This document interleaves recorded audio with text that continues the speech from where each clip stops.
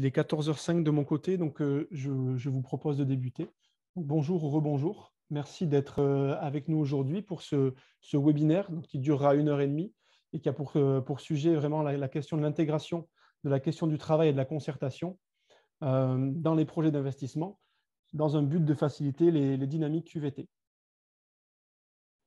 Alors, très, très rapidement, je ne vais pas m'étendre sur le sujet, mais ce webinaire s'inscrit dans un partenariat entre l'ARS Nouvelle-Aquitaine et l'ARACT Nouvelle-Aquitaine, une convention pluriannuelle que nos deux structures ont passée, qui ont pour objectif vraiment de valoriser les actions mises en place par les établissements de la région, d'effectuer une cartographie de l'offre QVT en Nouvelle-Aquitaine, des différents partenaires du secteur sanitaire et médico-social, et de proposer une série de webinaires, donc 3 pour l'instant, qui ont différents sujets qui ont été identifiés soit par l'ARS, soit par l'Observatoire de la qualité de vie au travail, soit proposés par les différents partenaires. Donc, nous avons fait déjà un webinaire sur la question des espaces de discussion en juin de cette année. Nous avons ce webinaire aujourd'hui sur la question de la conception et un webinaire autour de la question du management et de l'outillage des encadrants de proximité pour leur donner du pouvoir d'agir et pour aller dans le sens de l'amélioration de la QVT, vous sera proposé en tout début d'année prochaine, en janvier. Nous vous proposerons une date assez rapidement, sans doute avant les vacances. Donc très rapidement, toujours, ces ateliers ont vraiment pour but d'apporter des réponses, des témoignages et un peu de contenu sur des formats assez courts. Donc, on est sur 1 heure et demie. On terminera notre webinaire à 15h30. C'est le format qui avait été identifié comme le plus pratique pour vous, selon les différents retours d'expérience que nous avons eus. Donc, ce webinaire est enregistré et il sera disponible en replay sur différentes pages de l'ARACT, de la page QVT du site de l'ARS et sera proposé aussi par la CARSAT. Donc l'objectif, c'est vraiment qu'on puisse mélanger des apports théoriques, mais de manière assez synthétique, des retours d'expérience et des témoignages, et vous proposer quelques outils qui puissent être mobilisables. Les outils, les supports qu'on propose seront bien sûr disponibles pour être téléchargés sur le site de l'ARS Nouvelle-Aquitaine. Pour les règles de fonctionnement au niveau de nos échanges, donc je vous propose de poser vos questions écrites dans le chat pour qu'on puisse y répondre à la fin de cette présentation. Si vous souhaitez, suite aux témoignages ou aux présentations qui seront effectuées, poser une question en direct, je vous propose dans le chat de bien mettre « Je souhaite prendre la parole ». Alors, en ayant bien aussi identifié votre nom complet sur la partie Zoom, sur votre descriptif, pour que je puisse vous passer au rang de panélistes, comme les personnes que vous voyez actuellement sur l'écran, et pouvoir discuter en mode Zoom classique, prendre la parole et échanger avec les différents intervenants.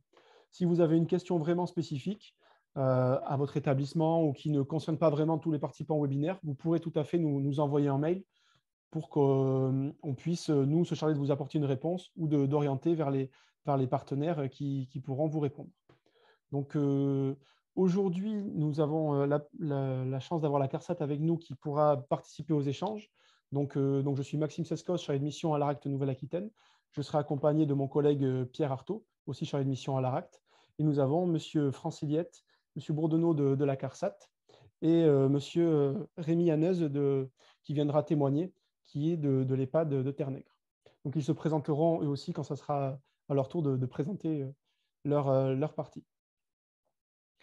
Très rapidement, je vais passer très vite, mais l'ARACT Nouvelle-Aquitaine, pour resituer, donc nous sommes l'association régionale pour l'amélioration des conditions de travail, une association privée avec un conseil d'administration paritaire qui a pour mission de service public d'accompagner les différents projets d'amélioration des conditions de travail au sens très large, de la qualité de vie au travail et la performance globale des entreprises ou établissements. Nos missions sont vraiment de sensibiliser, diffuser notre approche, intervenir en entreprise, expérimenter sur des sujets un peu innovants ou dans des secteurs dans lesquels nous n'avons pas produit trop de connaissances pour après produire des outils et les mettre à disposition de manière libre d'accès sur notre site Internet. Donc, vous aurez plus d'informations et vous pourrez revenir sur notre site avec les liens qui seront à la fin de la présentation. On va rentrer maintenant dans le vif du sujet et je propose de laisser la parole à mon collègue Pierre Artaud pour vraiment aller sur la question des projets d'investissement et commencer par quelques clés de compréhension. Okay. Merci Maxime pour cette introduction. Bonjour à tous, merci d'avoir répondu présent à cette invitation. Donc, je suis de mon côté Pierre Artaud, je suis chargé de mission à l'ARACT Nouvelle-Aquitaine et j'ai plus spécifiquement, je suis notamment référent au sein de l'équipe sur la question des conduites de projets d'investissement sur tous les projets que l'on peut accompagner. Donc, comme évoqué en fait dans le titre du webinaire, l'objet de cette communication, alors que l'on fera à plusieurs voix, va être de montrer l'intérêt pour tout type de projet. On verra lesquels par la suite, mais de montrer l'intérêt de s'intéresser d'une part à la question du travail et de ses usages, et d'autre part aussi à la manière dont on peut discuter, dont on peut débattre du travail, notamment en s'appuyant sur la participation des acteurs de l'entreprise, alors qu'ils soient internes à l'entreprise ou externes à l'entreprise, on le verra, mais dans un souci d'efficacité qui consiste finalement à essayer de faire bien du premier coup, tant qu'à faire, sur les projets d'investissement, pour à la fois, et on joue sur ces deux tableaux, en tout cas dans le réseau Anact-Aract, pour à la fois améliorer les conditions de travail de ceux qui réalisent le travail, mais pour aussi participer à l'amélioration de la performance. Donc, on sait que la performance renvoie à plusieurs définitions selon les personnes et les structures, mais derrière performance, on va émettre les questions de qualité de soins, de qualité de service, de qualité d'accueil et aussi de qualité économique et financière. Donc, l'idée, vraiment, ça va être d'intégrer ces aspects-là pour essayer d'améliorer conditions de travail et performance. Alors, la présentation que l'on va faire aujourd'hui dans son ensemble, elle sera grosso modo découpée en trois parties. Donc, une première partie que je vais présenter, où là, il s'agira d'apporter quelques éclairages, quelques clés de compréhension sur les questions de conduite de projet d'investissement. Dans un second temps, on aura la participation de Rémi Hanaz, donc de l'établissement Terre-Nègre, qui viendra un petit peu nous présenter la façon dont l'établissement s'organise pour traiter de ces sujets-là. Et enfin, dans une troisième partie, nous aurons l'illustration à partir de 3 cas concrets qui ont été accompagnés par la CARCET et avec du coup la participation de Hubert Franciette et de Nicolas Bourdonneau, qui sont tous deux ingénieurs conseils au service prévention des risques professionnels de la CARCET. Alors, avant de rentrer dans le vif du sujet, peut-être un propos préliminaire, c'est quand on parle de projet d'investissement, finalement, de quoi on parle. Alors, c'est vrai qu'aujourd'hui, alors de manière subie ou volontaire, les entreprises, les structures sont traversées par de nombreux changements. Je vois qu'il y a des gens qui lèvent la main, qui sont traversés par de nombreux changements. Alors, ça s'explique par des objets nouveaux qui peuvent venir percuter les entreprises. On parle de modernisation, de restructuration, d'aménagement d'espace, d'impact du numérique. Donc, finalement, les entreprises sont concernées au quotidien sur la question des projets d'investissement. Alors, qu'il s'agisse de réaménager des espaces de travail, d'agrandir des bâtiments, d'essayer de déployer un outil numérique ou un équipement, ce qu'on entend, et la définition qu'on peut se donner, ce qu'on entend finalement, en tout cas pour le réseau, d'un projet d'investissement, c'est finalement un projet de transformation, quel qu'il soit. On verra par la suite les types de projets, mais un projet de transformation, quel qu'il soit, qui doit atteindre plusieurs objectifs. Donc des objectifs de performance, de satisfaction des clients, des résidents, de fiabilité, de préservation de la santé, d'amélioration des conditions de travail et d'évolution professionnelle. Donc en fait, ces projets concernent tout type de projets, donc on les listera, les projets architecturaux, les projets industriels, les projets informatiques ou organisationnels. Là, l'idée sur cette première partie, ce n'est pas de se consacrer à un type de projet en particulier. On fait un pas de côté pour discuter de l'ensemble des projets. On reviendra notamment en fin de présentation avec la CARSAT sur des exemples typiquement qui s'adressent à des projets architecturaux. Donc, en résumé, ce qu'on peut se dire, c'est que finalement, que dès qu'on parle de transformation du travail, on va se dire qu'il y a projet derrière. Parce qu'en fait, toute innovation, toute modification, on le sait, va forcément impacter le travail, va possiblement conduire à l'émergence de nouvelles procédures, de nouvelles organisations collectives, de nouveaux fonctionnements et possiblement aussi de développement de nouvelles compétences. Donc, en fait, le projet d'investissement, quelque part, c'est un moment clé dans le développement d'une structure, d'une entreprise. Et dans le réseau, ce qu'on essaie de transmettre comme message, c'est de finalement considérer ce moment clé comme une opportunité qui va permettre plusieurs choses, qui va permettre à la fois de repenser l'organisation du travail, les questions de santé, l'évolution des métiers, la configuration des espaces et des équipements, mais aussi une opportunité pour créer un véritable dialogue, une véritable dynamique sociale autour de ces projets. Donc, vous le verrez dans la présentation, on va s'attarder à essayer de se recentrer sur les questions du travail, sur la participation des salariés pour permettre de se projeter dans des nouvelles formes de coopération et dans un futur de l'entreprise qui permettra d'atteindre différents objectifs. Mais effectivement, ce sont des déterminants qui, pour nous, et l'expérience que l'on a dans les projets le montre, ce sont des étapes vraiment décisives dans la réussite des projets. Alors, ma présentation, ce que je vais tâcher de faire sur cette présentation, finalement, c'est d'aborder 4 points. Dans un premier temps, on reviendra sur quelques constats, alors pas sur tous, mais sur quelques-uns qui sont notamment issus d'une enquête que l'on a menée dans le réseau auprès de 95 projets d'investissement. Donc, l'idée, ça peut être de brosser toute l'étude, mais de s'appuyer uniquement sur certains résultats. Ensuite, on verra pourquoi c'est pertinent d'aller s'intéresser à la question du travail. On reviendra ensuite sur l'importance de la démarche, comment concrètement on structure une démarche pour aller sur ces sujets-là, en s'appuyant notamment sur la participation des acteurs de l'entreprise. Et pour finir, je vous présenterai 2 outils que vous pourrez mobiliser, outils ici du réseau et que l'on diffuse actuellement. Donc, je vais essayer de tenir le timing pour pouvoir respecter la parole, le temps de parole de chacun.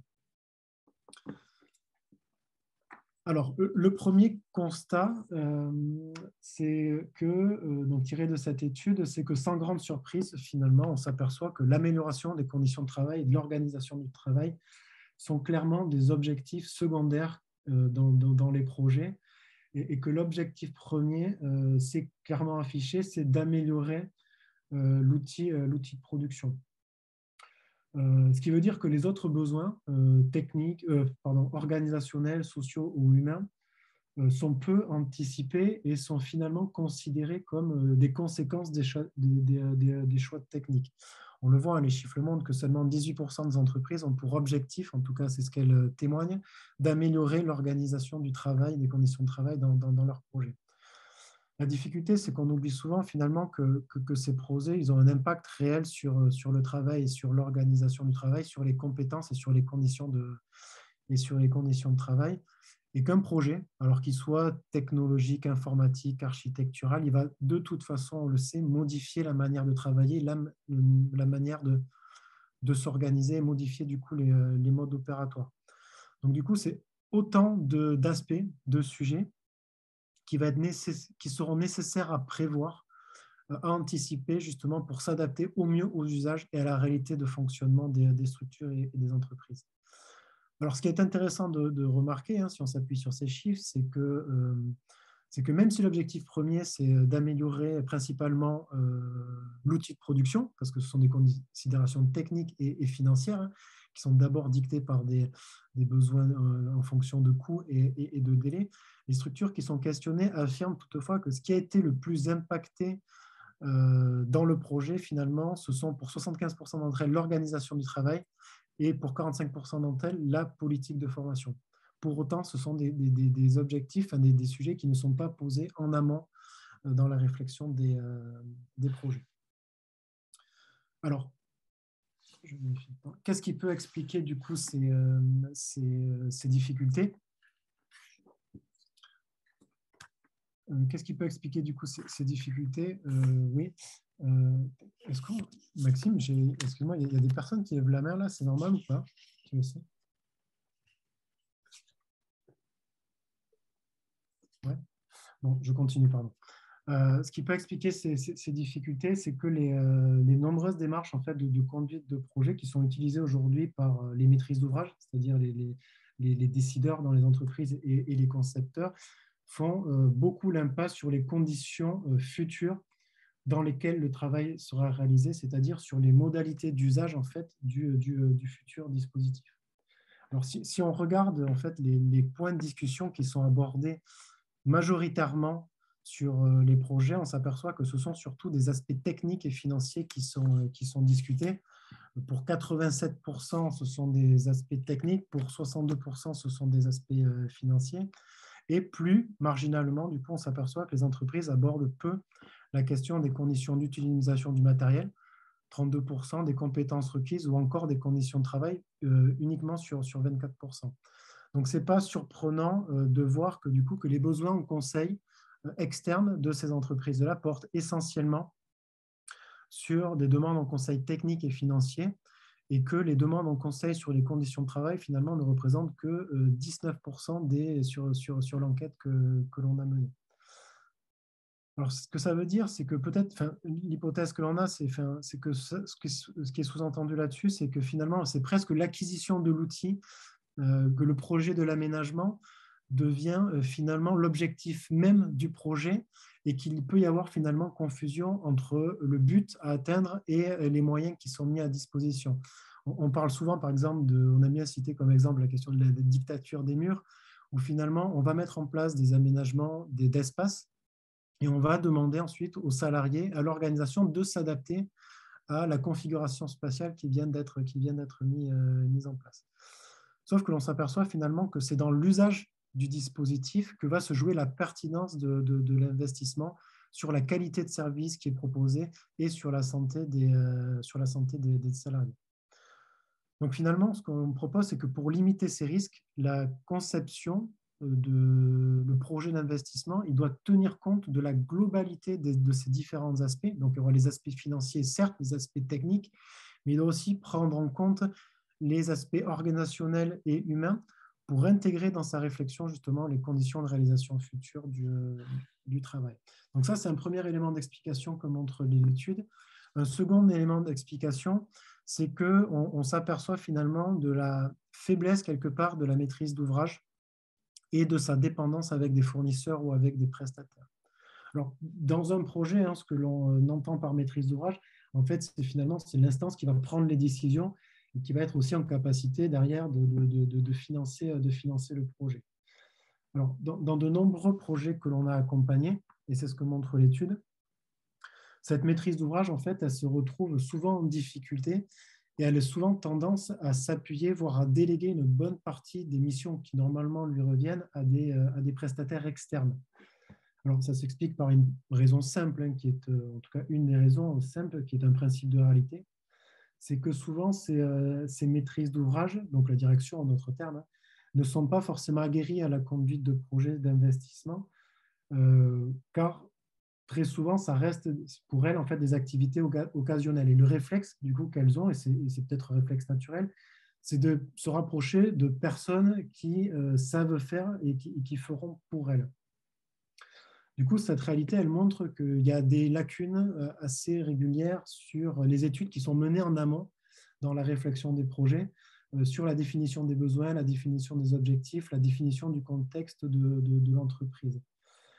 Donc, à partir de ça, on n'est pas surpris, je dirais, quelque part, de voir que les chiffres montrent que 48% des entreprises, en tout cas que l'on a auditionné, uniquement s'appuient sur un cahier des charges rédigé et 19% d'ailleurs d'entre elles délèguent complètement la rédaction, la formalisation de leurs besoins directement au prestataire qui va se charger d'écrire le cahier des charges pour elles. Alors, les risques de ça, sans rentrer dans le détail, mais ils sont nombreux, c'est qu'il y a un risque de perdre la main pour la maîtrise d'ouvrage du projet. Il y a un fort risque de dépendance du coup vis-à-vis du fournisseur qui va être finalement quelque part décidé un petit peu de l'orientation du projet et forcément un risque de dérive sur des considérations essentiellement techniques parce que le prestataire ou le fournisseur qui est mobilisé n'a pas forcément vocation à réinterroger l'organisation du travail et ses conditions de travail. Alors, en termes de répercussions, on peut constater des problématiques de cohérence entre l'organisation du travail et la mise en œuvre de la solution avec des dysfonctionnements. Ça peut engendrer des complexifications de l'activité de travail, apparition de problématiques de santé ou des problématiques de résistance au changement, on y reviendra dessus. Mais voilà, c'est vrai que ce sont des choses que l'on peut observer. Enfin, pour revenir sur une troisième difficulté, elle concerne la participation limitée des futurs utilisateurs.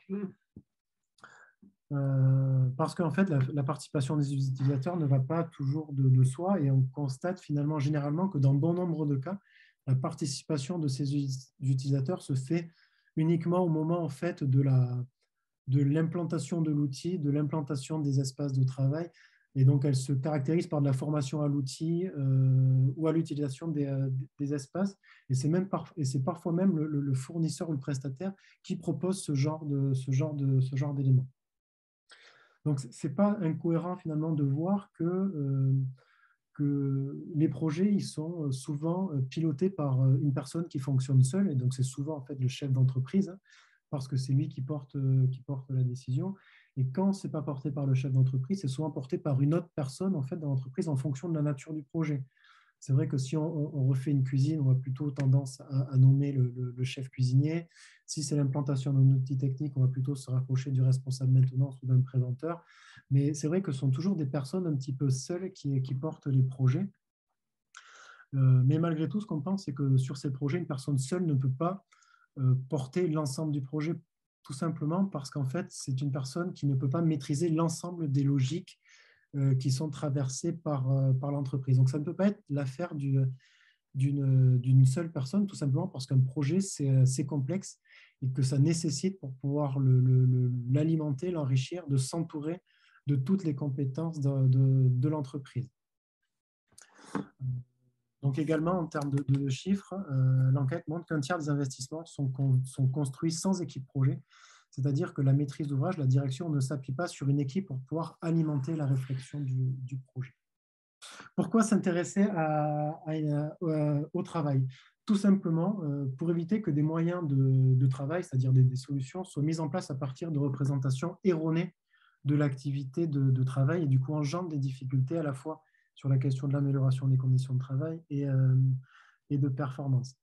Parce qu'en fait, faire un projet d'investissement, c'est finalement c'est concevoir le travail pour les 5, 10, 15, 20, 30 prochaines années.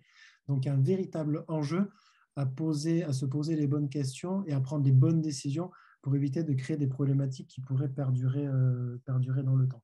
Alors, on l'a illustré, je ne vais pas trop m'attarder là sur ces illustrations, mais effectivement, en fonction du poste que l'on occupe dans l'entreprise, en fonction de qui nous sommes, on peut percevoir différemment le travail. L'illustration montre que si on fait dessiner un avion par différentes personnes qui travaillent dans l'aéronautique, on peut potentiellement tous avoir une vision différente de la solution à mettre en place. L'idée, ce n'est pas tant de dire qu'un tel a raison ou qu'un tel a tort, c'est plutôt de montrer qu'il existe différents points de vue et que la solution, justement, va reposer sur une confrontation de ces points de vue, sur un compromis, finalement, qui va permettre de satisfaire l'ensemble des différentes logiques. Donc, quand on parle du travail, l'enjeu, ça va être effectivement de faire une analyse de ce travail réel pour permettre la construction de solutions qui va tenir compte, et ça c'est important, des besoins de l'activité, des exigences du collectif du travail, pour enrichir le cahier des charges du concepteur et non pas pour laisser le concepteur la possibilité de faire tout seul, et de définir des scénarios techniques et organisationnels futurs pour alimenter la prise de décision. Et bien évidemment, c'est l'objectif premier, d'essayer de faire bien du premier coup pour sécuriser ces projets d'investissement parce que c'est toujours coûteux par la suite de faire des ajustements. Souvent, dans un projet, ce qu'on aperçoit, c'est que les concepteurs définissent un projet à partir d'une prescription initiale, c'est-à-dire à partir d'une représentation du travail. Ils vont penser cette solution à partir de cette représentation-là. Donc, ça va générer une nouvelle prescription qui va forcément impacter l'organisation du travail et générer une nouvelle activité. Ce qui fait défaut sur ce genre de projet, c'est qu'on ne s'appuie pas sur des fonctionnements réels et que la solution finalement mise en place crée du coup des dysfonctionnements. Alors, la démarche que l'on essaie de proposer, justement, pourquoi ça va être important de mettre en place une démarche, c'est parce que, comme on vient de le voir, peu importe le projet d'investissement, ça va forcément engager le futur de l'entreprise et possiblement impacter la question du travail des organisations. Donc, l'intérêt de mettre en place une démarche de conduite de projet, ça va justement permettre d'anticiper, de gérer ces évolutions futures et éviter l'apparition de difficultés. Donc, une démarche, en fait, elle repose principalement sur deux caractéristiques qui sont essentielles, qui sont, un, d'intégrer en complément des objectifs techniques et financiers, on l'a vu, les dimensions techniques organisationnelles, et deux, bien évidemment, d'associer le personnel à la transformation de ces situations de travail. Alors, par expérience, hein, la structuration d'une telle démarche dans les structures, ça reste marginal ou en tout cas faiblement entier. C'est ce que l'on peut apercevoir dans nos accompagnements aujourd'hui, notamment parce que souvent la conduite de projet, ce que j'expliquais tout à l'heure, se rajoute à l'activité quotidienne qui est déjà bien remplie et que du coup, pour gagner du temps, les démarches qui sont mises en place par les structures sont souvent des démarches descendantes qui sont basées sur des logiques d'adaptation. C'est-à-dire qu'on met en place des solutions et finalement, on demande aux salariés, aux organisations de s'adapter aux solutions qui ont mises en place. Donc, ce que l'on propose, nous, c'est finalement de s'écarter un petit peu de ces démarches classiques que l'on peut apercevoir pour proposer à l'inverse une démarche qui va permettre de reconsidérer la place du travail et qui va s'appuyer justement sur ses fonctionnements réels et sur l'intervention, la participation des salariés pour pouvoir alimenter la réflexion.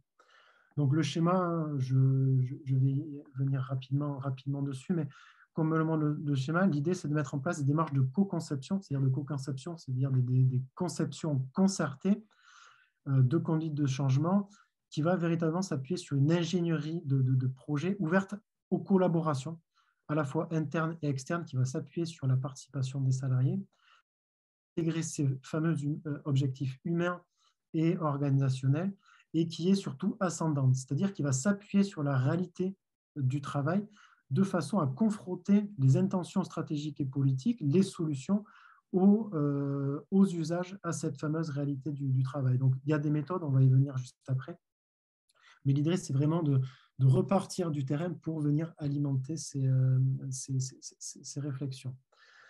L'objectif, du coup, effectivement, ça va être là d'intégrer la participation des utilisateurs pour qu'ils puissent prendre la main à la fois individuellement, mais aussi collectivement sur la transformation des projets. Alors, on parle de résistance au changement, c'est ce qu'on entend souvent. La résistance, finalement, elle existe pas. Enfin, en tout cas, elle se fait sentir parce que quand les salariés ne sont pas partie prenante de ces projets de transformation, ils ont tendance à dire vouloir résister aux changements parce que tout simplement, ils ont peur de perdre dans un futur proche des éléments de ressources ou des moyens qui ne leur permettront pas finalement de faire un travail de qualité par la suite. Alors, pourquoi du coup ça va être intéressant et décisif d'impliquer les utilisateurs? C'est parce qu'ils vont vraiment justement permettre d'enrichir les projets. Alors, si on se réfère encore une nouvelle fois à l'étude, hein, les entreprises finalement qui ont le moins rencontré de difficultés dans la conduite de leur projet sont celles qui ont mobilisé fortement les salariés. Donc, ça montre quelque part que la participation des salariés dans un projet d'investissement est véritablement une des conditions de réussite dans ces projets d'investissement.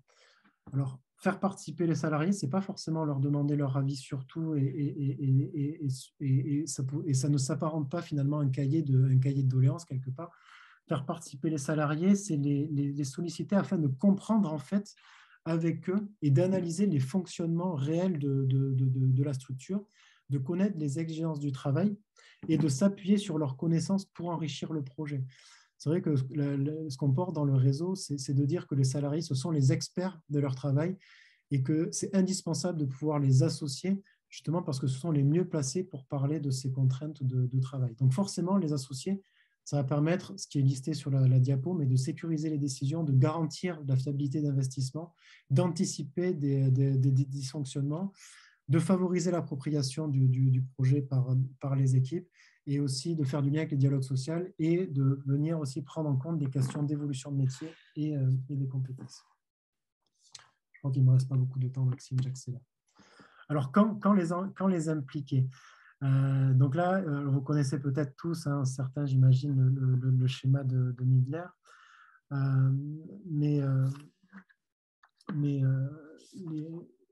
impliquer les salariés, ce n'est pas forcément quelque chose qui va de soi.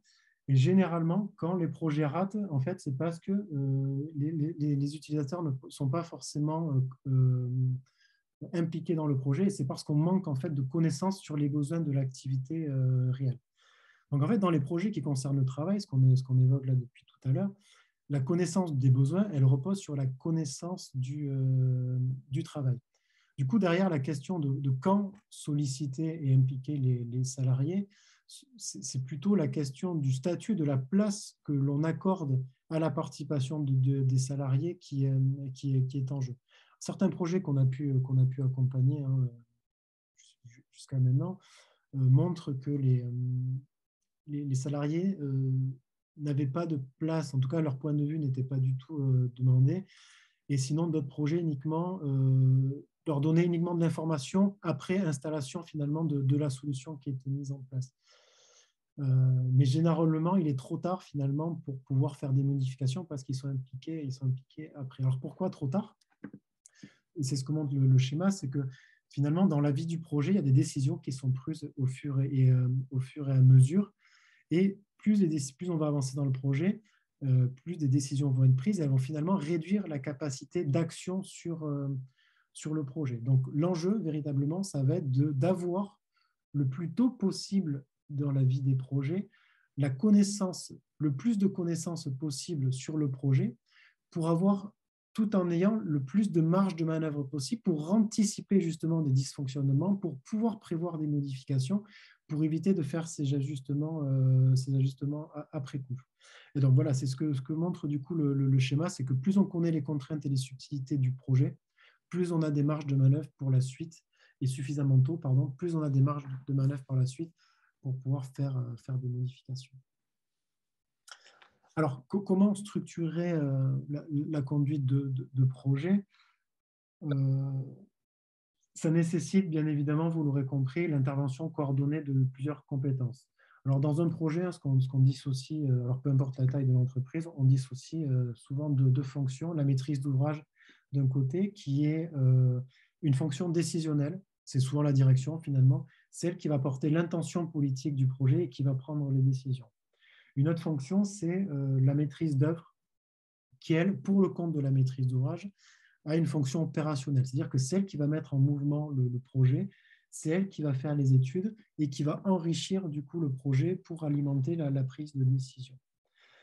Ce qui est intéressant sur ce schéma-là, c'est de rajouter une troisième fonction que nous, on appelle la maîtrise d'usage, qui va permettre en fait de confronter et de créer un dialogue entre l'intention politique et le fonctionnement réel du travail. Donc, c'est de créer justement cette articulation pour, in fine, vérifier que les solutions, les hypothèses de solutions qui vont être mises en place vont pouvoir s'adapter à la réalité du travail et aux exigences du travail.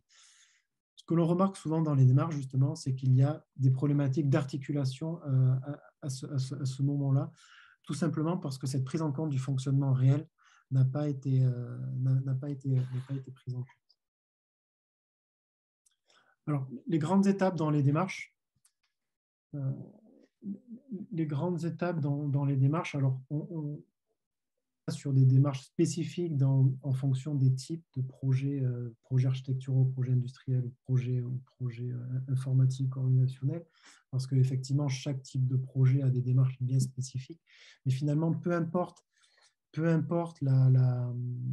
le projet, grosso modo, il y a quatre grandes étapes dans un projet qui sont les suivantes. Il y a une première étape qui est d'analyser et de définir le projet. L'idée, ça va vraiment être de comprendre le travail, d'analyser l'existant, de vraiment définir un diagnostic et de le structurer. C'est-à-dire que sur la démarche, l'une des compétences aussi de la maîtrise d'ouvrage, c'est au-delà des objectifs, ça va être de créer justement cette fameuse structuration de projet pour créer ce dialogue entre la maîtrise d'œuvre, la maîtrise d'ouvrage, avec la participation des utilisateurs. Donc, c'est une première étape préalable qui est incontournable dans un projet, dans une étape de projet d'investissement. Une seconde étape qui est à partir de ces diagnostics, qui va être de se projeter et de concevoir, donc de réaliser du coup des repères précis pour le concepteur, d'envisager des scénarios, de simuler le travail futur pour par la suite l'expérimenter et ajuster à ce moment-là. C'est-à-dire qu'avant de se lancer complètement dans une refonte complète, l'idée, c'est aussi de pouvoir expérimenter, d'éprouver les pistes de solutions qui ont été mises en place et de les ajuster si besoin. Et la dernière étape, ça va être d'accompagner et de développer justement la conduite de ces projets d'investissement. C'est une étape qui est importante parce que dans les projets d'investissement, souvent, on a tendance à croire que le projet d'investissement s'arrête une fois que la solution, alors qu'elle soit technique ou architecturale ou industrielle ou informatique, est mise en place. Mais en fait, le projet de conception s'arrête finalement à l'usage. C'est-à-dire qu'une fois que la solution est implantée et mise en place, il convient de poursuivre le projet pour vérifier si au quotidien de travail, il y a des ajustements à faire. Donc, ça nécessite d'anticiper une évaluation, d'anticiper des critères et aussi de garder du contact avec le prestataire ou les fournisseurs pour éventuellement permettre de mettre en place ces ajustements. Je fais donc ce qui est important, voilà, vous l'aurez compris, c'est d'apporter une analyse, de faire une analyse importante sur des situations de travail pour enrichir ces projets, avoir des repères de conception pour les concepteurs, formaliser des cahiers des charges et évaluer. Donc, ça s'appuie forcément sur des caractérisations des populations, du fonctionnement du travail, sur ce qui fait ressources et aussi identifier les contraintes organisationnelles qui peuvent se mettre en place. Donc, je ne m'attarde pas là-dessus, là, je pense que vous l'aurez assez compris, mais que cette étape, elle est vraiment importante sur la question des conduites de projets d'investissement, parce que souvent, l'écueil que l'on fait dans ces projets, c'est que en fonction des problématiques que l'on souhaite traiter, on pense directement au problème et que souvent les démarches font l'écueil de cette étape d'analyse.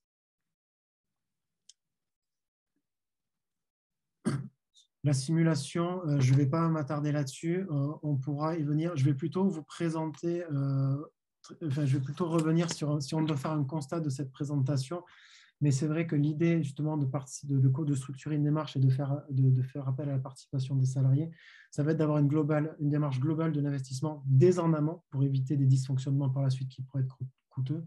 C'est d'intégrer en plus des considérations techniques, les dimensions organisationnelles et humaines, et c'est de véritablement créer les conditions d'une maîtrise d'ouvrage forme, c'est-à-dire de pouvoir donner à la direction les clés pour conduire son projet et de pouvoir l'outiller pour garder la main forte sur le projet, bien évidemment avec une implication réussie des différents acteurs, en favorisant une approche ascendante qui repose du coup par une prise en compte de la question du travail.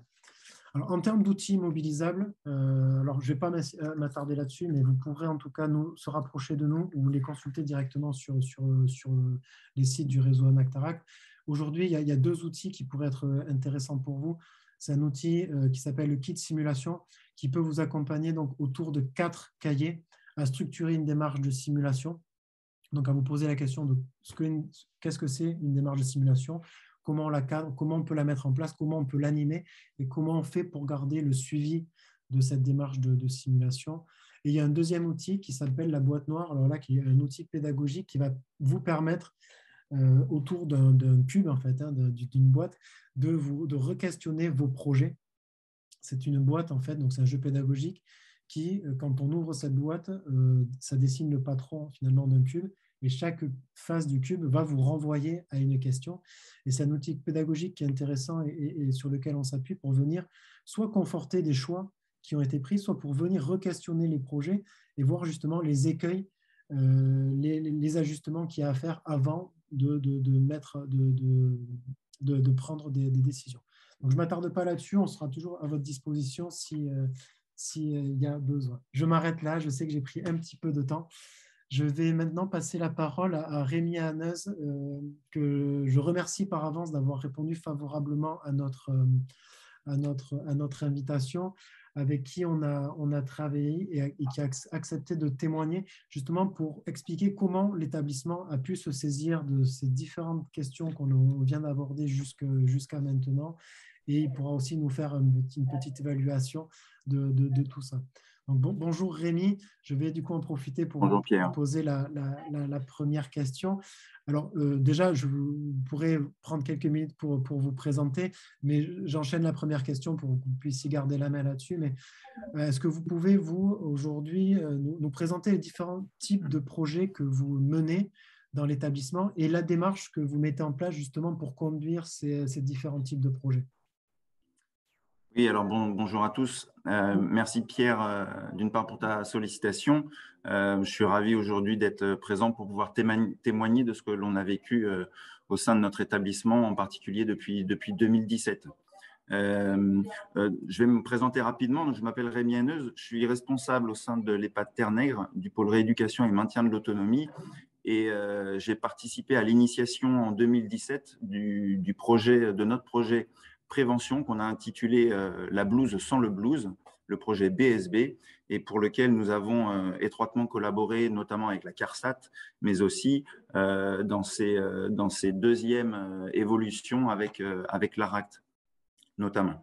Donc voilà, il me semblait que c'était une expérience importante aujourd'hui et que voilà, d'apporter notre témoignage sur justement les dynamiques nouvelles que l'on a pu instaurer suite à ces partenariats avec l'ARACT et la CARSAT. Voilà, il était important de partager aujourd'hui. On a aujourd'hui différents types de projets en cours au sein de l'établissement. On a d'une part ce projet prévention au sens large, qui a pour viser d'améliorer les conditions de travail de nos collègues. On l'avait initié en 2017 à destination essentiellement d'un public particulièrement je dirais fragile, et en tout cas qui était victime de nombreux accidents de travail sur notre site, en particulier les aides-soignants. Donc la première version de ce projet prévention était destinée exclusivement auprès de ces collègues-là. Et puis, avec ces évolutions, on a pu également toucher d'autres collègues.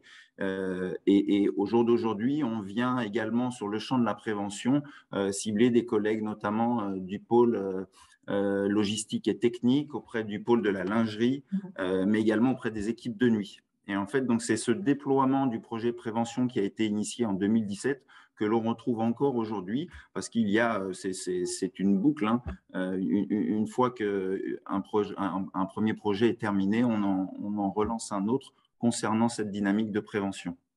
Voilà, essentiellement, la démarche qu'on a pu, je dirais, découvrir, mais en tout cas mettre en œuvre à partir de 2017, c'est effectivement l'inclusion et la participation des premiers concernés dans les projets dont il était question. Donc, en 2017, ça s'est notamment traduit par une structuration du projet autour des aides-soignantes, et leur implication a été essentielle et cruciale pour l'avancée, mais aussi pour la réussite de ce projet. J'aurai l'occasion peut-être d'y revenir sur la question qui suivra. Voilà. Alors, je ne t'entends pas, Pierre. On va… Pardon, excuse-moi. Ben ouais, du coup, justement, merci de la transition, mais ça m'amène à ma deuxième question.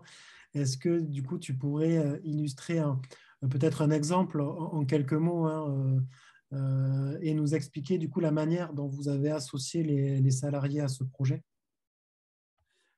Oui, alors en fait, donc, dans cette démarche prévention, un des premiers blocs que l'on a posé était la sensibilisation et la formation des salariés, et en l'occurrence, donc en premier lieu, les aides-soignantes. Donc, ça s'est traduit par des formations d'acteurs prévention, qu'on appelle chez nous les acteurs PRAP 2S. Et cette formation leur a donné aussi les moyens d'être des référents d'équipe aussi, pour pouvoir analyser et avoir un regard plus particulier sur leur situation de travail. Cet aspect formation, il a été très structurant. On a eu donc des acteurs prévention, on a eu également des animateurs prévention, mais également la direction était complètement partie prenante avec une sensibilisation particulière à ces problématiques, voilà, de prévention au sein de l'établissement. Ça s'est traduit par son évolution, hein, de ce projet, par la constitution d'un groupe de travail pérenne qui crée un espace de discussion pour que puissent être discutées notamment les situations de travail compliquées. Cet espace de parole et d'échange qui est chez nous animé par une ergothérapeute salariée qui est également formatrice d'acteurs prévention, permet justement cet échange indispensable entre le vécu de terrain et les réflexions sur lesquelles on peut voilà, s'appuyer pour trouver des solutions, voilà, les plus pertinentes. À côté de cette, je dirais, de cette pierre de la formation, il y a eu effectivement des investissements matériels, mais qui, en fait, sont venus dans un second temps. On a dans la démarche, si vous voulez, qui a participé au choix notamment et à l'analyse des outils qu'on allait mettre à disposition, ben, c'était effectivement les acteurs de terrain. Ils ont été complètement partie prenante dans ces choix, et notamment lorsque différents fournisseurs venaient nous présenter du matériel, effectivement les acteurs prévention participaient à la présentation de ces outils-là. Également quelque chose de très structurant au sein de l'établissement, j'ai peut-être oublié de le dire au départ, mais Terre-Nègre était une institution particulière, notamment en termes de taille. Voilà, on fait partie d'une des plus grandes institutions de ce type en France et on accueille 400 résidents. Ça veut dire que derrière, on a aussi une équipe de salariés particulièrement importante avec des ressources internes qu'il est possible de mobiliser sur le terrain rapidement. Une démarche qui a été intéressante aussi, c'est de pouvoir développer à chaque fois qu'on souhaitait déployer un nouvel outil, de faire ce qu'on appelait une phase test. On choisissait un secteur de notre institution avec des référents prévention pour pouvoir tester un outil. Et à la suite de cette phase test, on faisait un point et en fonction des retours de terrain, on décidait ou non de déployer cet outil sur l'ensemble de l'établissement. Donc, dans la démarche, c'était particulièrement important puisque on ne donnait un feu vert général de déploiement que si la phase de test avait été effectivement validée. Voilà. Une troisième chose qui a participé aussi, je pense, à la réussite de ce projet, c'est qu'au niveau de la communication, il y a eu un effort particulier qui a été fait avec notamment donner des espaces de parole pour communiquer sur ces situations de travail potentiellement compliquées, mais aussi on a développé des supports sous la forme de gazettes qui informaient de l'avancée du projet au sein de l'établissement. Voilà, je crois que ça nous a permis, voilà, après quelques années, de voir une situation critique en 2017 se transformer en quelque chose qui est beaucoup plus acceptable et en tout cas encourageant, à tel point qu'aujourd'hui, ça peut être aussi un bras de levier, notamment à l'embauche de nouveaux collègues. Et du coup, Rémi, pour vous et pour l'établissement, quel est l'intérêt du coup de systématiser ce genre de démarche? Alors, tu as commencé à l'évoquer, mais est-ce que tu peux revenir peut-être sur des avantages que vous avez pu percevoir ou au contraire des points de vigilance quand là, tu as parlé peut-être de temps, de choses comme ça. Tout à fait. Voilà, oui, est-ce oui. que tu peux évoquer les avantages aussi, les points de vigilance sur ce genre de démarche? Oui, alors je vais commencer peut-être par les points de vigilance ou en tout cas les difficultés qu'il a fallu lever, et puis je terminerai par les avantages de systématiser cette approche-là. Effectivement, je disais que quand on a eu l'occasion d'en échanger, c'est coûteux en fait de faire comme ça, c'est coûteux en termes de temps et de mobilisation de personnel. On sait bien que dans nos types d'institutions, on manque souvent de personnel et donc on manque aussi de temps.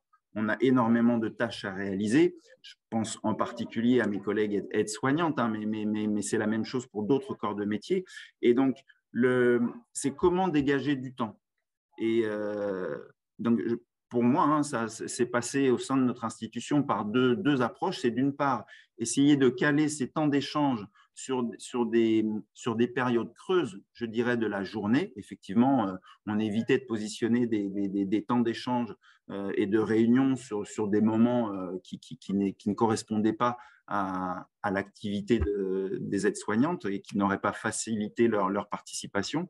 Mais je crois qu'aussi, on a été particulièrement aidé par le positionnement de la direction qui supportait à 200% ce projet et qui a aussi mis les moyens pour pouvoir dégager du personnel afin qu'ils puissent participer à ces temps d'échange.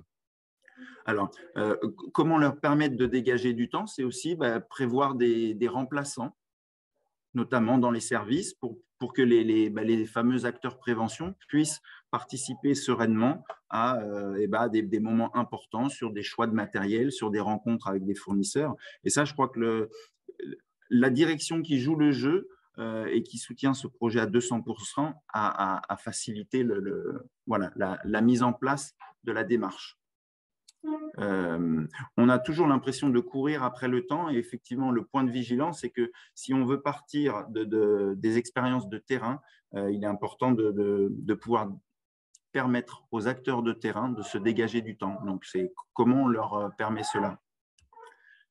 Pour passer rapidement sur les avantages de cette démarche-là, c'est que forcément c'est coûteux au départ et ça prend du temps, mais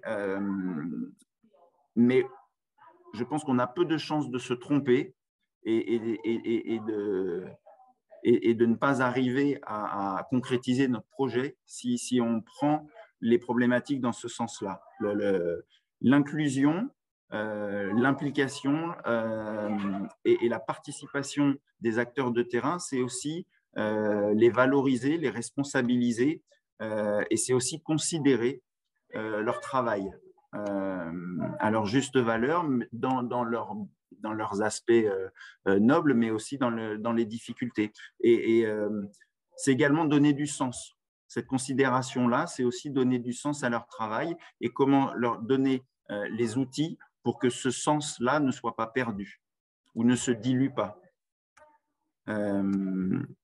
Ça crée des dynamiques de travail nouvelles. En termes de qualité de vie au travail, on est dans des schémas et dans des relations aussi qui nous permettent de progresser sur ce champ-là.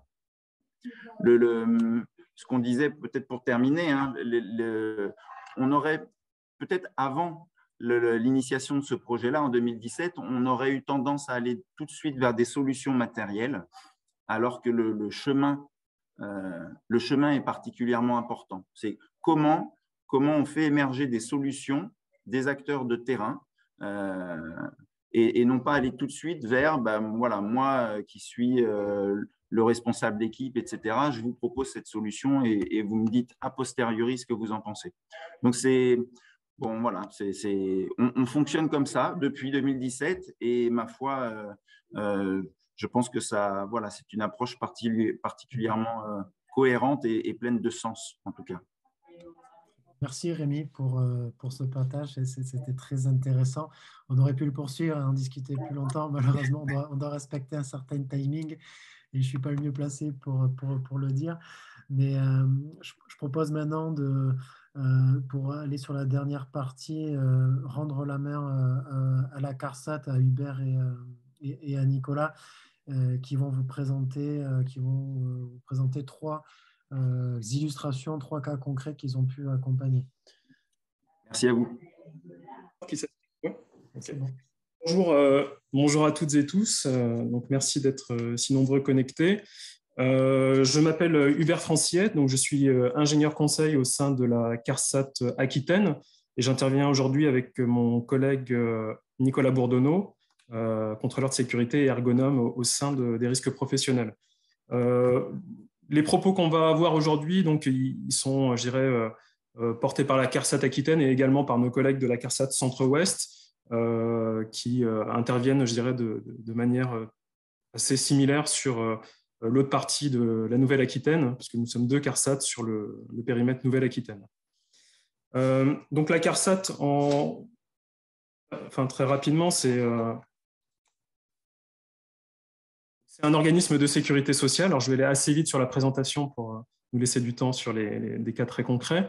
Juste pour rappeler donc, que nous, on a des missions qui sont diverses. On s'adresse à un public diversifié, des salariés sur la partie retraite, des assurés fragilisés, retraités sur le volet de l'action sanitaire et sociale. Et le troisième volet qui nous intéresse aujourd'hui, c'est la relation entre la CARSAT et finalement les entreprises et cette mission de prévention que nous portons. Donc, on a une mission de tarification, mais plus largement, en fait, voilà, on représente, je dirais, l'assureur. En fait, le positionnement de la CARSAT, c'est nous sommes une partie de l'assureur obligatoire du risque professionnel, donc accident du travail, maladie professionnelle. Et dans ce positionnement-là, nous avons une mission de promotion en fait, de la prévention des risques professionnels dans le but de préserver la santé et la sécurité des salariés. Et je précise que nous sommes un organisme qui a une gestion paritaire, donc avec une gouvernance qui concilie les représentants des employeurs et des salariés, ce qui nous donne vraiment un équilibre, l'équilibre du paritarisme dans nos interventions. Simplement, juste pour peut-être resituer un petit peu aussi les enjeux de la conception par rapport à des problématiques qui sont bien connues dans le secteur sanitaire médico-social et particulièrement dans le secteur des EHPAD. Donc là, vous avez sur le graphique qui vous est proposé, peut-être certains le connaissent parmi vous et en tout cas, c'est intéressant de l'avoir en tête, c'est le niveau de sinistralité par secteur d'activité. Alors, je vais aller très vite là-dessus, mais simplement pour illustrer les enjeux très forts qu'il y a, je pense, à agir aussi bien sur les démarches de prévention telles qu'elle a été très bien présentée par Rémi Hanovre de Terre-Nègre. On peut agir sur la démarche de prévention, mais il est important de voir que le secteur des EHPAD donc, est concerné par un indice de fréquence qui est très élevé, qui est au-delà des 100. Donc, on est sur le secteur qui génère aujourd'hui quasiment le plus d'accidents du travail avec arrêt. On part sur une base de 1000 salariés et on voit que par rapport à un secteur même comme le BTP, qui est le rond en jaune là, on voit au orange, on voit l'écart qu'il y a. Donc, on a vraiment 2 secteurs qui ressortent très fort. C'est le service à la personne, domicile et EHPAD, avec des indices de fréquence qui sont extrêmement atypiques. Et donc là, c'est quand même intéressant de se dire que, évidemment, j'irai sur les enjeux. On sait qu'il y a une sinistralité élevée. Je ne vous apprends rien sur le fait qu'elle soit élevée, mais on ne mesure pas forcément ce que ça représente par rapport à d'autres secteurs d'activité. On est à plus de 100 dans les EHPAD et la moyenne nationale, c'est 33, 34. Donc, on est 3 fois au-dessus de la moyenne nationale, tous secteurs d'activité confondus, et y compris bien au-dessus, le double de secteurs qui sont considérés comme étant déjà assez sinistrogènes, comme le BTP. Ça peut avoir des conséquences, on le sait aussi, sur l'attractivité, qui est vraiment une problématique dans le secteur, les difficultés de recrutement, de fidélisation, l'absentéisme d'une manière générale et le phénomène de turnover qui est bien connu, qui frappe le secteur actuellement.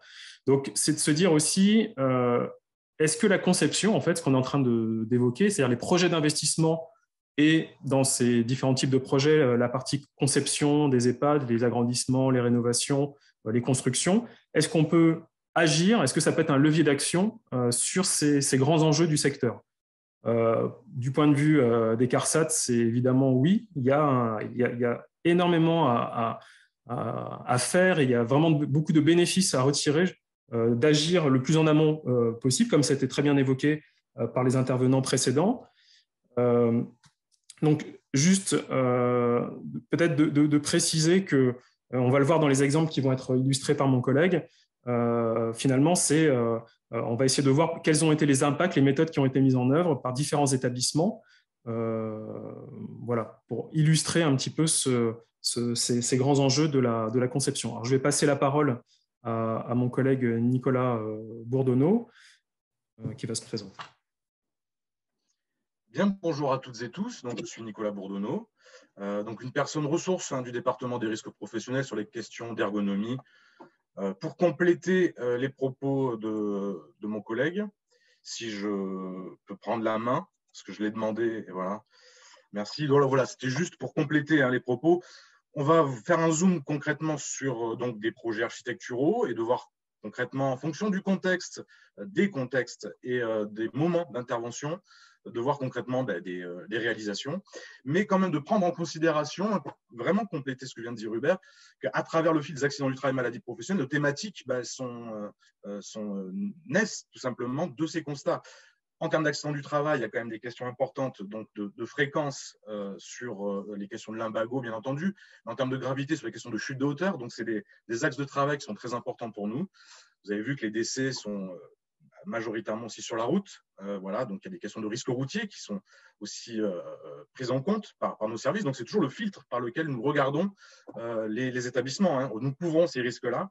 Et c'est aujourd'hui, voilà, les risques qui émergent, c'est ceci. Et si on regarde les maladies professionnelles, bien entendu, les troubles musculo-squelettiques, mais en termes de gravité, les questions de cancer professionnel, les questions de bruit aussi. Voilà. Donc, vous verrez à travers les exemples que finalement, c'est un petit peu toute cette gamme de risques qui est prise en compte à travers nos démarches d'intervention.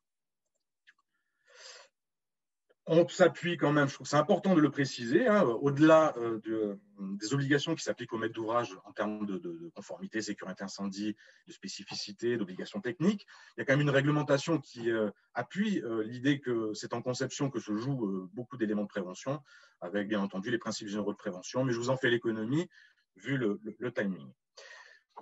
Pour reprendre un petit peu dans la continuité de ce que nous apportait Pierre sur le schéma de Midler, mais c'est un petit peu une reformulation, on voit qu'en fonction de l'avancée du projet, bien entendu, et de sa définition, les marges de manœuvre diminuent. Et on voit à travers ce schéma, je l'utilise là, je vous le présente là, pour de manière à situer dans les trois exemples que l'on va voir, les moments sur lesquels nous sommes intervenus, avec quelle marge de manœuvre. Voilà, donc c'est vrai que de l'intention à la réception, il y a tout un tas d'étapes et l'impact de ce qui peut être fait en termes de marge de manœuvre pour réguler des situations qui n'auraient pas été prises en compte, bien sûr, ça me nuise avec le temps. C'est une évidence. Donc voilà, on va commencer donc, quelques exemples. Donc, je vais essayer d'être très concis pour laisser quand même un temps pour les questions. On va commencer par un petit voyage au Pays Basque, donc avec voilà, le contexte d'un établissement qui a été assisté, donc qui nous a sollicité, mais en programme, vraiment presque dès l'intention, et donc on a pu amener une offre d'assistance en programmation sous la forme d'une aide financière qui est un contrat de prévention avec une articulation qui est bien définie, une démarche bien assise avec un comité de pilotage, CHSCT avec des représentants du personnel et des groupes de travail nombreux pour de nombreuses situations, pour de nombreuses activités. Avec une appropriation aussi de la démarche collective, c'est-à-dire que ça répond à la question qu'évoquait Pierre, quand on dit participer, ou alors M. Hannes qui parlait du temps, la question du temps. Le choix, par exemple, a été fait, là vous allez voir tout de suite à travers le premier exemple, ils ont décidé de réaliser une chambre test, voilà, à l'échelle 1 avant pour le projet, pour bénéficier en fait de l'avis des salariés. Et en fait, ils ont profité des formations PRAP, en fait, qui sont des formations diffusées par notre réseau pour la prévention des risques liés à l'activité physique. Ils ont choisi de faire ces formations à l'intérieur même de cette chambre test pour à la fois profiter des temps de formation et aussi de l'expertise des personnes pour donner un certain nombre de recommandations. Alors, voici. Voilà, vous avez donc ici l'exemple de la chambre test qui a été montée dans un sous-sol, tout simplement. Donc, on voit seulement des panneaux de placo-plâtre qui respectent, en l'occurrence, le projet tel qu'il était défini. Et cette chambre test a permis, en fait, clairement, d'orienter un certain nombre de choix en termes d'aménagement de la chambre, d'implantation même de la salle de bain, et de valider aussi des choix techniques divers et variés sur aussi l'emplacement des placards, l'emplacement aussi de commandes déportées pour ne pas perturber les résidents. Donc voilà, typiquement, voilà, une sorte de bonne pratique qui a permis d'impacter positivement la conception des chambres. Gros travail aussi dans cet établissement du fait de cette démarche assise, la conception de la lingerie-buanderie qui a été vraiment, avec le retour d'expérience, bien accueillie vraiment par les salariés, pour la prise en compte d'un certain nombre de risques, des manutentions économisées à travers des espaces dédiés, des zones tampons qui permettent en fait le stockage notamment des chariots de linge à repasser, des espaces qui sont totalement dédiés, on voit ici en jaune, là vous voyez, excusez-moi le schéma, j'ai essayé de faire au mieux, mais ce n'est pas évident de le rendre très lisible. Donc, repérer juste la zone un local séchoir qui avait été identifié comme nécessaire d'être isolé pour les questions de bruit et d'environnement de travail, et un respect, bien entendu, ici, en l'occurrence, des flux propres et sales, avec une isolation phonique importante de chaque activité, puisque ce qui avait été quand même, la volonté des salariés, c'est de travailler plus que finalement sur la manutention, sur les questions d'environnement de travail, bruit, éclairement et chaleur, hein, tout simplement. Donc, une autre manière de le voir ici, là, vous avez ici sur votre gauche, voilà, la sortie des lave-linges. Vous voyez d'ailleurs entre deux lave-linges des châssis vitrés, hein, qui permettent la communication entre les pas négliger la nécessité de communiquer entre deux espaces. Et ici, un gros travail, hein, bien entendu, sur l'air ambiant, avec, vous avez ici donc des grilles d'apport. Alors d'abord la caissette, bien entendu, une caissette de soufflage d'air régulé, l'apport d'air neuf qui se fait en l'occurrence par les grilles que vous voyez sur le plafond, et puis donc une extraction juste au-dessus, hein, alors on ne la voit pas très bien, une extraction des airs pollués au-dessus des machines à laver. Là, encore les questions de manutention à travers les questions de chariot, mais ce n'est pas le point qu'on voulait mettre en évidence ici, c'est plutôt vraiment les conditions environnementales. Ici, sur la droite, vous avez la calandreuse avec une évacuation directe de la chaleur et de l'air chaud. Voilà, quelques exemples. Voilà, comment finalement une intervention très en amont permet d'intégrer concrètement des éléments de prévention en conception des locaux. On repasse maintenant sur un EHPAD qui est situé rive droite. Donc là, voilà, pour vous montrer plutôt de manière un petit peu pédagogique comment finalement se traduit une intervention un peu plus tardive, là, au niveau du dépôt du permis de construire. Aussi, un établissement qui a été accompagné par un contrat de prévention et qui a bénéficié, là, à l'occurrence, qui a plutôt pu mettre finalement une démarche collective en œuvre, mais autour de la question. Alors, excusez-moi le terme, on dit manutention parce que c'est le terme d'assureur, mais on parle bien de mobilisation et de transfert, hein, bien entendu, lorsqu'on parle de manutention. Donc là, on ne va pas mettre en évidence à travers cet exemple les questions de manutention, mais par contre les questions de compromis. Et le compromis, donc là, vous voyez que le moment d'intervention est beaucoup plus tardif, avec donc bien sûr des marges de manœuvre réduites. Et donc, voilà, une chose qui avait été oubliée, hein, c'était notamment, vous avez vu ici sur le toit de l'établissement, il y a un certain nombre d'équipements, hein, qui sont là pour des équipements de traitement de l'air, de climatisation, et qui nécessitent malgré tout des interventions. Nous, on est toujours dans notre logique, hein, de prévenir, bien entendu, aussi les risques liés aux travaux en hauteur. Donc, rien n'avait été prévu. Donc, il a été décidé, vous le voyez sur la droite, de mettre en place à la fois un escalier et aussi, et vous le voyez sur la photo de gauche, un compromis. Donc, je pense que j'en ai fait, voilà, on le voit mieux ici, qui sont des garde-corps, en l'occurrence autoportants, qui posent des questions. Hein. Aujourd'hui, c'est un compromis qui ne serait plus accepté. Voilà, parce qu'il pose des questions, bien entendu, vous voyez, d'obstacles, etc. Donc mais c'est un compromis en l'état actuel, on fait finalement de l'avancement en fonction de l'avancement du projet. Par contre, il reste des marges de manœuvre, voilà, même au niveau du dépôt du permis de construire, sur des questions d'aménagement et des choix techniques qu'on a pu instruire, notamment sur des questions de confort acoustique, éclairage, avec la pose de panneaux absorbants au niveau acoustique, hein, avec des coefficients d'absorption qu'on appelle alpha-sabine qui étaient assez élevés, pour offrir à la fois aux résidents mais aussi au personnel un confort, notamment dans les salles d'activité ou les salles de restauration, c'est pas anodin. Des questions d'éclairement aussi. Et là, on le voit en cuisine. On a pu aussi accompagner sur notamment les extractions, encore une fois, des vapeurs, etc. Et là, vous voyez, donc on ne le voit peut-être pas forcément, mais c'est une hotte à induction d'air qu'on appelle aussi double flux et qui garantit aussi l'extraction efficace des vapeurs. Troisième exemple, je pense qu'au niveau timing, ça va, je ne suis pas trop mal, ça va, j'ai rattrapé le temps. Donc, là, on va plutôt montrer un autre exemple, hein, c'est-à-dire c'est une intervention aussi en amont, on est dans le Médoc, mais pour un EHPAD qui dépend d'une association, dont l'association, nombreux dirigeants ont suivi une formation qui a été organisée par nous, de la CARSAT, par M. Dautal et moi-même. Nous avons donc formé les dirigeants sur quelques journées pour les sensibiliser à la question de l'intégration des questions de prévention en conception. Donc, la sollicitation a fait suite à cette formation. Il y a eu une démarche en amont qui a été menée, pilotée à la fois par Feu, le CHSCT, aussi les représentants du personnel, et qui a induit aussi la conception d'un cabinet de toilettes test à l'échelle 1, qu'on ne présentera pas ici. Donc, un contexte d'intervention en amont, avec donc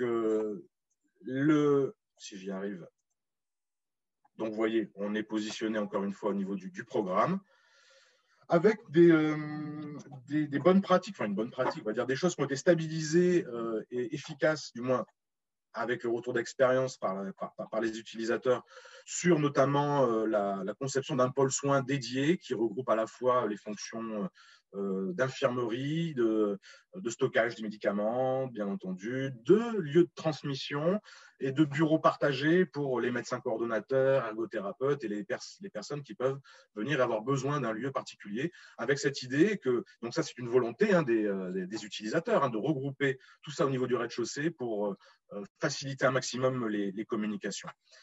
Par contre, et c'est là qu'on voulait aussi vous alerter, et ça image ce que disait Pierre tout à l'heure, c'est-à-dire que finalement, la participation n'est pas aussi une fin en soi. Et là, on voit, par exemple, typiquement dans cet établissement, comment des choses qui ont été stabilisées par le groupe de travail sur la droite au niveau donc, de l'avant-projet définitif. Donc, vous voyez notamment, je vous demande de cibler notamment votre regard sur le cabinet de toilettes. Deux choses avaient été stabilisées par le groupe de travail, pardon. C'est à la fois la position des toilettes qui permet une accessibilité aisée, plus aisée, si vous me permettez, de la part des personnels, et une porte coulissante qui permet de gagner un espace non négligeable. Malgré tout, pour des questions en fait aussi de compromis, et là pour le coup économique, et de ce que ça image vraiment là pour le coup ce que disait justement Pierre sur finalement la pression que peut mettre aussi la maîtrise d'œuvre sur la maîtrise d'ouvrage par rapport à les coûts, en l'occurrence, des choix qui ont été retenus pour des questions donc, de gains économiques. On a fait finalement, on a mis un mouchoir finalement sur le travail qui a été mené collectivement par les personnes. Donc, ce qui peut poser d'autres questions, bien entendu, derrière, de frustration ou de temps perdu à se mobiliser sur des questions pour ne pas avoir été finalement entendu. Donc, malgré tout, vous voyez que dans l'établissement des choses positives, mais voilà, c'est pour aussi imager que ce n'est pas une fin en soi. La démarche participative n'est pas une fin en soi. Ça demande quand même de tenir les rênes sur une durée de projet, ce qui aussi est quand même important. Voilà, donc voilà les trois exemples qu'on voulait vous livrer pour avoir plusieurs représentations des possibilités d'action, des possibilités d'accompagnement et en fonction de marge de manœuvre réduite, des possibilités d'aménagement. Je vous propose de laisser la parole peut-être à Hubert pour conclure et faire un retour peut-être plus général sur ces trois exemples. Par rapport à ce que tu viens d'évoquer, Nicolas, ce qui est marquant à la fois, je dirais, dans le témoignage de M. Haneuve à Terre-Nègre, qu'on a accompagné effectivement depuis 2017, c'est notre collègue Jean-Christophe Dutoya, contrôleur de sécurité, et Sandrine Paradis également, ingénieur conseil, qui ont accompagné cet établissement. Et dans les trois autres cas qui ont été évoqués, c'est qu'il y a ces projets, en fait, on sent qu'il y a déjà une base de volonté, il y a un besoin de volonté au niveau de la direction, déjà. Le déclic, en fait, s'est fait à un moment donné dans l'histoire de ces 4 établissements, parce qu'il y a une prise de conscience au niveau des directions, soit une nouvelle direction, soit une direction déjà en place, mais qui à un moment donné, il y a eu un déclic, ou comme l'évoquait Nicolas, dans une association où il y a une politique qui naît pour inclure la question de la prévention. Donc il y a déjà cette question de volonté. Et ce qui est intéressant, c'est que ces projets qui ont démarré depuis plusieurs années, quand on regarde la situation aujourd'hui de ces établissements, on s'aperçoit qu'ils sont non seulement toujours dans la dynamique de prévention, mais qu'elle s'est amplifiée. Et donc, j'ai envie de dire que c'est intéressant de voir que investir du temps et de l'énergie dans des projets d'investissement et des projets de conception, par exemple, c'est un investissement, je dirais, rentable sur le long terme, parce que c'est-à-dire que ça va nourrir la culture de prévention au sein des établissements. Ça fait monter tout le monde en compétences. On a aujourd'hui des établissements qui ont franchi vraiment un pas, une marche, plusieurs marches même, et qui on le sent dans les propos qui ont été tenus, qui sont toujours dans cette conviction, en fait, que inclure la parole des salariés, parler du travail, de la qualité du travail, c'est quelque chose de non seulement important, mais indispensable aujourd'hui dans un secteur on voit les besoins et les enjeux sont extrêmement importants. Donc voilà, je voulais simplement souligner que c'est cette notion de culture de prévention qui est vraiment une boucle continue, quoi. Juste pour compléter, je vois qu'il y a une diapo qui a disparu. Vraiment pour... oui, c'est pas grave. C'était juste pour dire que tous ces exemples, en fait, vous pouvez les retrouver sur un site qui s'appelle l'effet prévention, en fait, sur lequel nous valorisons, en fait, voilà, l'intégration de conception dans tous les secteurs d'activité. Donc, par secteur d'activité, vous pouvez faire des recherches. Donc, il y a quelques exemples. Ces exemples sont tirés directement de ce site internet, voilà, de valorisation et de bonnes pratiques, en quelque sorte. Voilà, donc nous vous invitons à aller les consulter si vous voulez en savoir plus, bien entendu. Merci beaucoup donc pour ces exemples extrêmement concrets. Maintenant, je vous propose de garder les quelques minutes qui nous restent pour échanger avec les personnes qui ont assisté à la présentation. Donc, certains ont posé des questions dans le chat. Je vous prie aussi, si vous voulez vous exprimer, amener peut-être un retour d'expérience en tant que participant, juste manifestez-vous dans le chat et je pourrai vous passer en tant qu'intervenant. Alors, on a eu des questions sur différentes thématiques. Peut-être une extrêmement spécifique auprès de la CARSAT, c'est sur un projet technique. Donc là, on nous cite l'exemple, par exemple, du rail au plafond. Mais quelle possibilité d'appui existe-t-il ou peut être mobilisé de la part de votre institution? Alors, sur la question effectivement des aides financières, donc les CARSAT, d'une manière générale, ont deux grandes modalités pour pouvoir accompagner ce type d'investissement. Bien sûr, dans la limite de leur budget, parce qu'on est extrêmement sollicité, vous imaginez bien. Donc, il y a pour les établissements qui ont moins de 50 salariés, la possibilité de recourir à ce qu'on appelle des subventions TPE. Donc, c'est pour les moins de 50 salariés effectifs national. Et ensuite, le deuxième outil que nous avons à notre disposition, mais qui est extrêmement sollicité aussi, et donc là, on a très rapidement consommé nos enveloppes, c'est le contrat de prévention. Donc, c'est l'exemple, par exemple, de Terre-Nègre a bénéficié d'un contrat de prévention, ainsi qu'un certain nombre d'établissements qui ont été évoqués cet après-midi. Donc, ça concerne uniquement les établissements qui ont moins de 200 salariés à l'effectif national. Donc, avec la possibilité, en prenant contact avec les CARSAT, le contrat de prévention, c'est vraiment un contrat. Donc, c'est une négociation entre la CARSAT et l'établissement sur la base d'un projet qui va évoluer, qui va être mis en débat, qui va être questionné. Et à un moment donné, s'il y a un accord, il peut y avoir cette possibilité-là. Donc, effectivement, vous avez cité l'exemple des rails, c'est des choses qu'on a pu financer. Et c'est également, je dirais, après, il y a peut-être d'autres partenaires aussi qui peuvent intervenir sur ce champ-là. Mais concernant les CARSAT, on est sur ces deux outils. Et pour rester sur la thématique, on me demande si c'est possible de coupler les différentes aides qui viennent d'être présentées, ou est-ce qu'elles sont... Alors, si à moins de 50, alors je dirais là, il faudrait prendre contact avec les CARSAT pour déjà savoir l'état des finances, parce que je ne vous cache pas qu'on a eu beaucoup de demandes là ces derniers mois, et donc mais en tous les cas, il peut y avoir dans certaines, il y a des choses qui sont faisables et qui nécessitent un peu de l'examen cas par cas. Donc, Du coup, c'est contacter en direct les interlocuteurs CARSAT.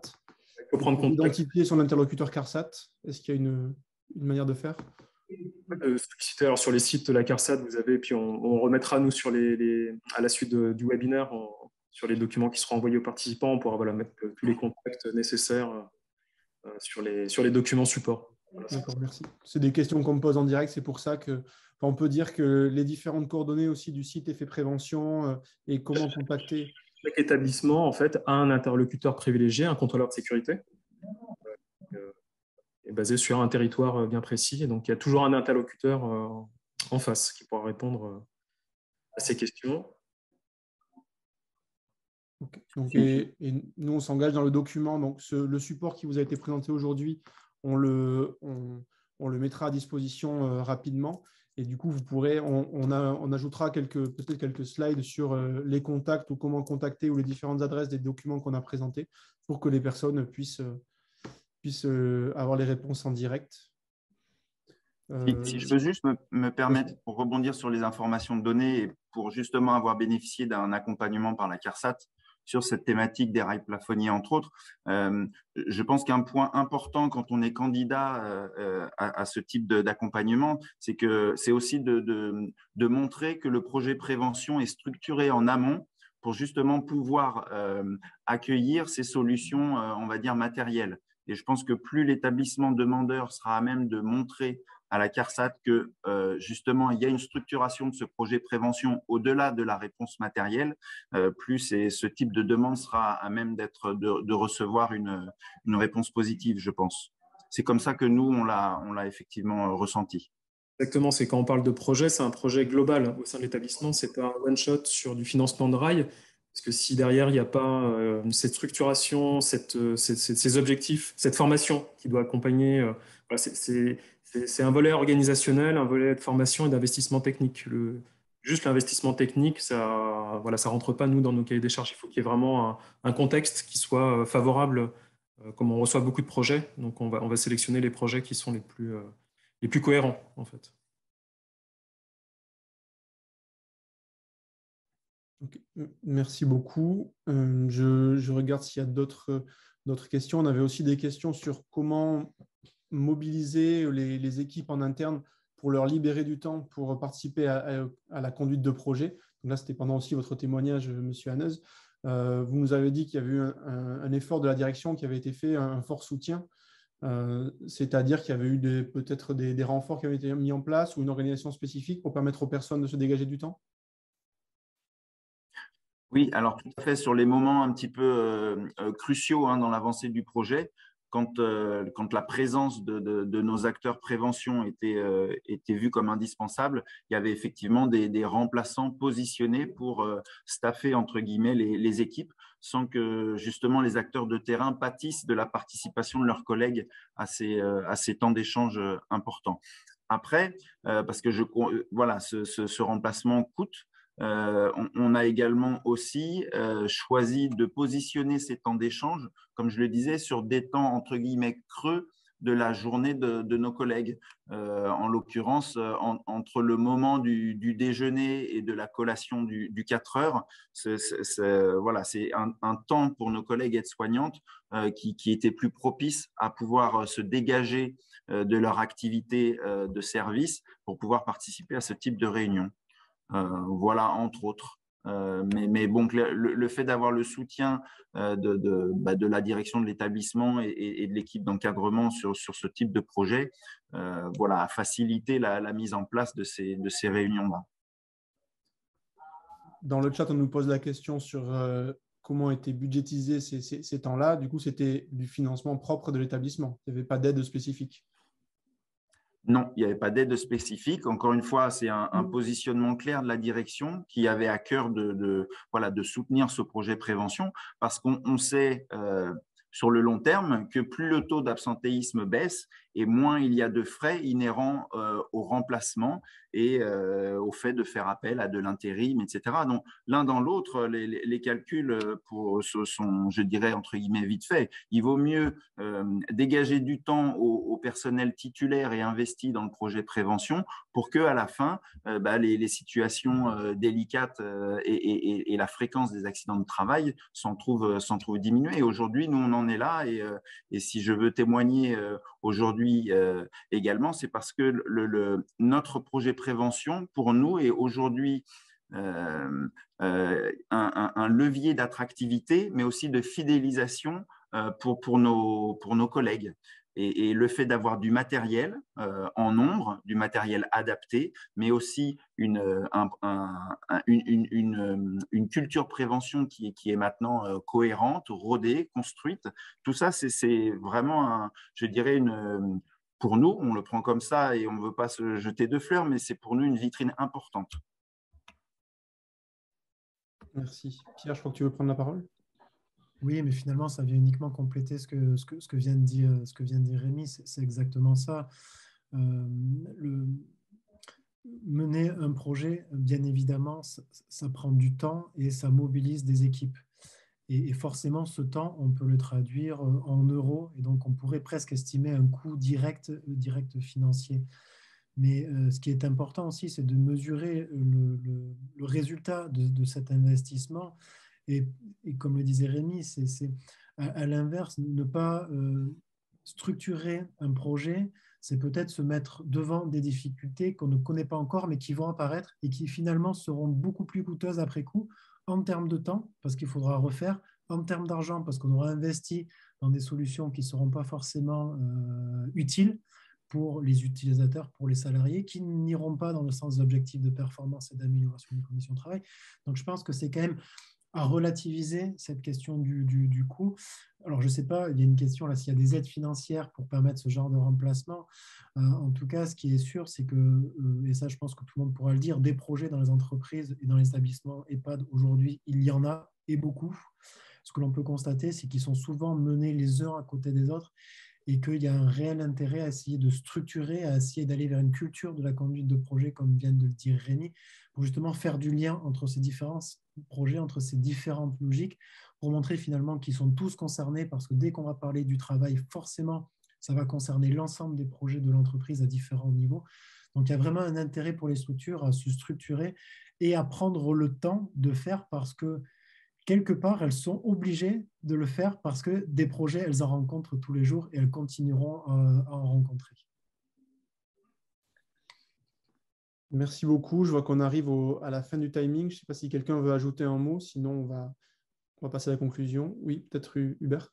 Oui, je dirais simplement, effectivement, pour les personnes qui participent à ce webinaire, effectivement, au niveau des CARSAT, vous allez aussi trouver de l'expertise pour vous aider aussi dans les choix, parce qu'en fait, on parle notamment de la conception, là on parlait des rails, savoir choisir quel type de rail. C'est aussi des fois, il peut y avoir aussi des éclairages que peuvent apporter les intervenants CARSAT qui sont surtout sur la région Nouvelle-Aquitaine assez affûtés sur ces questions-là. Donc, on accompagne plus de 400, je pense, aux établissements à l'échelle de la région. Donc, il y a beaucoup de retours d'expérience. Et donc, il ne faut pas hésiter, je dirais, à s'appuyer sur ces compétences-là également, quoi. Merci beaucoup. Oui. Juste une petite chose, je vois que l'EHPAD Château-Pomerol propose également des questions sur des financements multiples, hein, et notamment les CNR de l'ARS. C'est des leviers qui sont également possibles. Il y a des montages financiers qui peuvent être de diverses sources. La CARSAT, on en a parlé, mais les CNR sont également mobilisables de manière très ponctuelle. Voilà.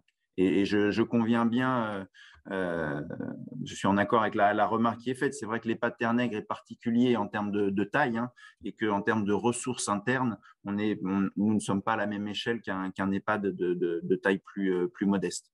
Mais bon, voilà, avec un regard optimiste, je pense qu'il y a des solutions qu'il est possible de trouver pour que ce type de démarche puisse se construire au sein d'EHPAD plus petits. Et on en a eu l'expérience dans des échanges, notamment à travers notre participation au cluster QVT qu'avait animé l'ARACT pour quelques EHPAD du département de la Gironde. Voilà. Ça fait le lien avec le travail que nous menons nous allons mener avec l'ARS pour l'année prochaine, c'est-à-dire identifier des réussites QVT, un peu des pratiques qui ont semblé fonctionner dans certaines structures, essayer de caractériser au mieux pourquoi ça semble avoir fonctionné, comment ça a été mis en place, pour essayer de le diffuser de manière la plus large possible pour que chacun puisse s'en inspirer. Donc, nous reviendrons sur ces sujets de diffusion des pratiques qui semblent fonctionner dans un futur proche, je pense. Du coup, je vous remercie beaucoup pour votre participation. Peut-être se redire que tous les supports qui ont été présentés aujourd'hui et le replay sera disponible sur la page QVT de l'ARS. Vous recevrez un petit questionnaire d'évaluation si vous souhaitez y répondre pour qu'on puisse, nous, essayer d'améliorer le format, de l'optimiser en fonction de vos retours pour les prochains webinaires qui auront lieu. Et pour rappel, le prochain webinaire sera au mois de janvier de l'année prochaine sur la question de comment bien outiller, mieux outiller les encadrants de proximité pour qu'ils soient des acteurs de la QVT en interne, qui soient à l'aise avec cette question. Donc là-dessus, on compte aussi sur votre présence et on espère pouvoir vous amener d'autres outils. Et pour conclure, juste les outils et les différentes coordonnées qu'on a évoquées aujourd'hui seront ajoutées au support qui a été présenté et que vous pourrez télécharger et diffuser à l'envie. Je remercie tous les participants, je remercie les intervenants et voilà, après n'hésitez pas à nous recontacter ou sinon on se reverra sans doute au prochain webinaire que nous mettrons en place. Merci beaucoup.